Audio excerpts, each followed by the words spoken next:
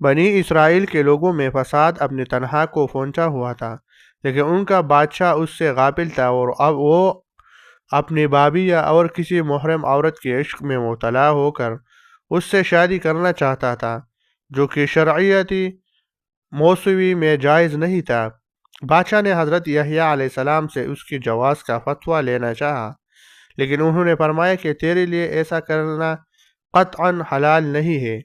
بادشاہ کی محبوبہ نے جب یہ سنا تو وہ شدید برہم ہوئی اور اپنے دل میں حضرت یحییٰ علیہ السلام سے چھٹکارے کی ٹھان لی۔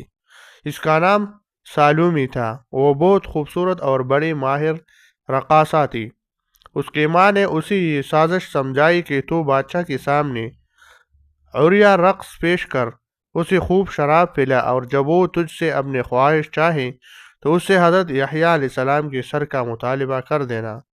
سالومی نے اپنے ماں کے کہنے پر عمل کیا اور دوران رقص اپنا لباس اتار دیا اور بادشاہ کو شراب پلاتے رہی اور اپنے جانب خوب مائل کرتے رہے۔ جب بادشاہ نے اس سے اپنی خواہش کا اظہار کیا تو اس نے اپنا مطالبہ اس کے سامنے پیش کر دیا۔ بادشاہ نے اس کی دلداری کے لیے حضرت یحییٰ علیہ السلام کے شہید کرنے کا حکم دے دیا، اور جب ظالم اس بادشاہ کے کہنے پر حضرت یحییٰ علیہ السلام کو شہید کر دیا گیا اور ان کا سر سونے کی تشت میں رکھ کر بادشاہ کے سامنے لایا گیا، تو معجزہ کے طور پر اس کٹے ہوئے سر سے بھی وہی ندا آئی کہ اے بادشاہ، تیرے لیے ایسا کرنا حلال نہیں ہے۔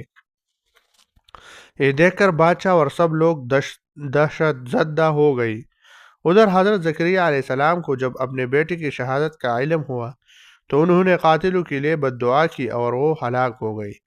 اس بات کا علم جب عام لوگوں کو ہوا تو انہوں نے حضرت زکریہ علیہ السلام کو انتقام کے غرض سے مسجد کے محراب میں ہی شہید کر ڈالا۔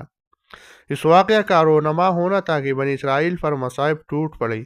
اللہ تعالیٰ نے ان پر ایک جابر بادشاہ بخت نصر کو مسلط کر دیا، جس نے انہیں تباہ اور برباد کر کے شہر اور ہیکل کے اینٹ سے اینٹ بجھا دی اور بہت سے لوگوں کو گرفتار کر لیا۔ سچ ہے کہ ظلم کو اللہ تعالیٰ پسند نہیں کرتا اور ظالم لوگوں کو وہ اسی طرح انجام بد کا شکار کر دیتا ہے۔